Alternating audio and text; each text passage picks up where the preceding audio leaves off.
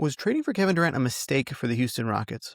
We're going to get into it all on today's daily basketball recap in 15 minutes or less. Game of the night.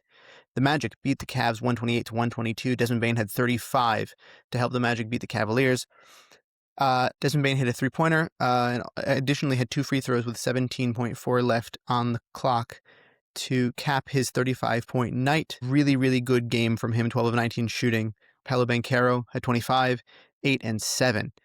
Tristan da Silva, who's been a good surprise for them this year to back up a couple guys, 23 points for him. Overall, really nice game from them. The Cavs really had a hard time dealing with their physicality despite the fact that everybody was in except for Jarrett Allen. However, Max Strus is actually supposed to be making his season debut soon for this Cavaliers team.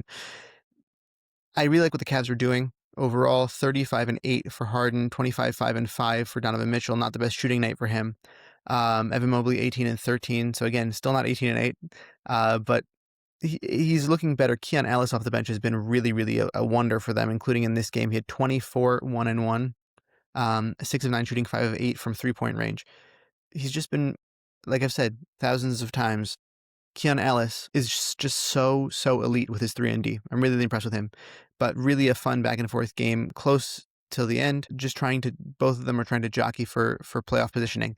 Next, the Pelicans beat the Raptors 122-111. Very kind of a vicious game. Brandon Ingram's first time back in New Orleans since he was traded last year from the Pelicans. DeJounte Murray also had a crossover on Jamal Shead and then stared him down and went over him and taunted him. It was kind of intense. It was kind of like, you're back. We understand. We're happy for you. You seem to be back pretty well from injury. You're performing well after injury, all that stuff. But relax. You're on the Pelicans, man. You got it. You got to know. DeJounte Murray had 27, 5 and 6. Trey Murphy had 28, 7 and 3. Zion Williamson had 19 and a really, really beautiful windmill dunk. Wow. With the weight loss Zion, when he gets those dunks, he just looks jacked. He looks huge. But fun. Very, very fun. They just had a lot of force in this game, this Pelicans team. And they really, really, beat down this Raptors team. Emmanuel quickly had 25. Brandon Ingram had 22. He did his best, 8 of 19 shooting. RJ Barrett, 16, 7 and 1. Scotty Barnes he's had a little bit of a rough couple games, the last few. The last one was good. The one before that was not so great. He's lost his consistency a little bit when realigning with how this team is playing right now.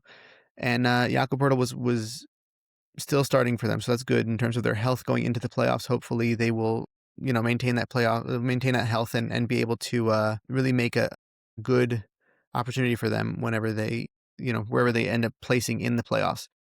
Next, the Knicks beat the Jazz, which they had no business being close. So the truth is that this is the right this is the right thing to happen. Jalen Brunson had 28, 4 and 8, 3 steals. OG Anunoby again playing. This is a good game for him. 7 of 10 shooting at 31 minutes, 22 points. Karl Anthony Towns had 21, 7 and 7. It's a nice diming up game for Karl Anthony Towns. You don't usually see that necessarily. 8 of 13 shooting from him. Jordan Clarkson off the bench had 27 and 26 minutes. This is his former team, the Jazz. Just all around, many people played in this game for the Knicks. They're just, they're trying to get warm-ups for other people. However, Josh Hart was out. I'm interested to see what happens with Miles McBride. I want to see him back on the court. I don't know. I don't think that they've updated as far as the timeline yet when he's supposed to be coming back, but I'm looking forward to seeing how he plays with all these new additions as well, because you could really, really feel that Jose Alvarado also was a very good contributor in this game with 15 minutes. You felt him out there. Bryce Sensabaugh for the Jazz had 29, 5 and 5. That's again also another guy who doesn't really pass that much, but nice, good distributing from him. Ace Bailey, 21. They've kind of made him the default playing every night guy along with Sensabaugh because not everybody else on their team does that.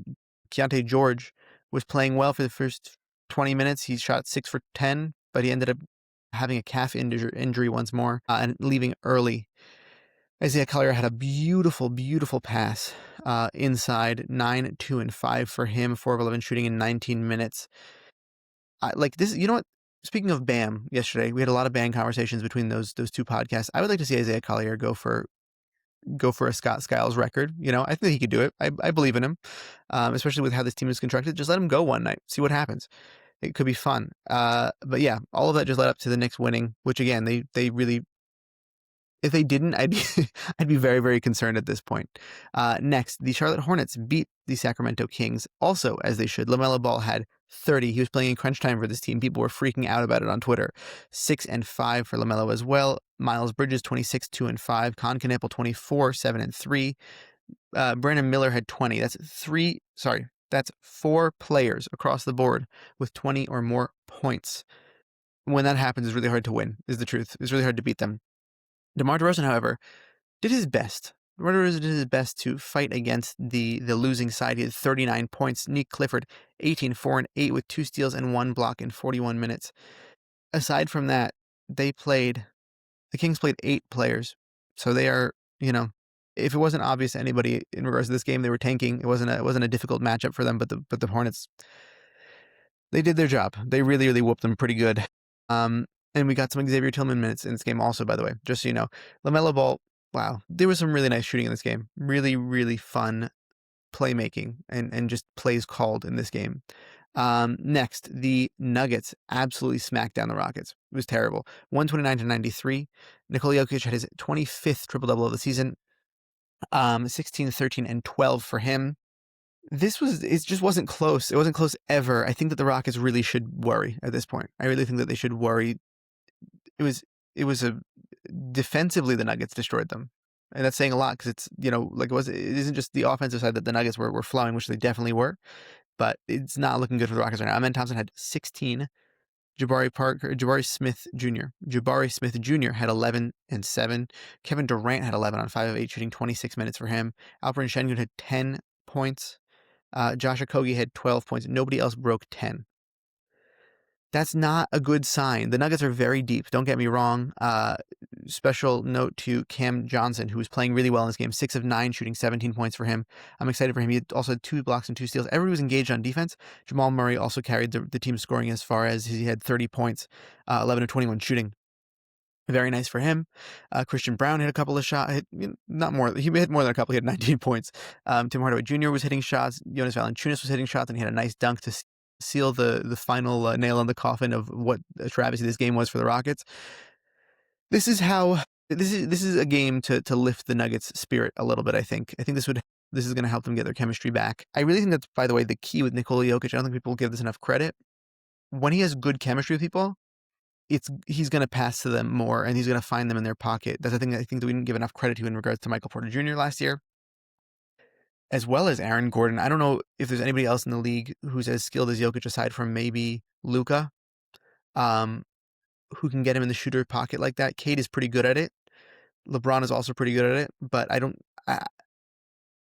know. Jokic is just really good at finding exactly where to pass the ball to people, where it exactly is like right in the shooting pocket, and they can just get it up. So the more that all these players play together, the more chemistry they'll have. The team is going to be a lot better. That's like a big thing for the Nuggets, is their chemistry. And yeah, it was total domination throughout this whole entire game. The Nuggets destroyed the Rockets. Next and last game of the night, and this is maybe the biggest story of it all, Kawhi Leonard had 45 points. They destroyed the Wolves. They really destroyed the Wolves. They put them in the dirt a little bit.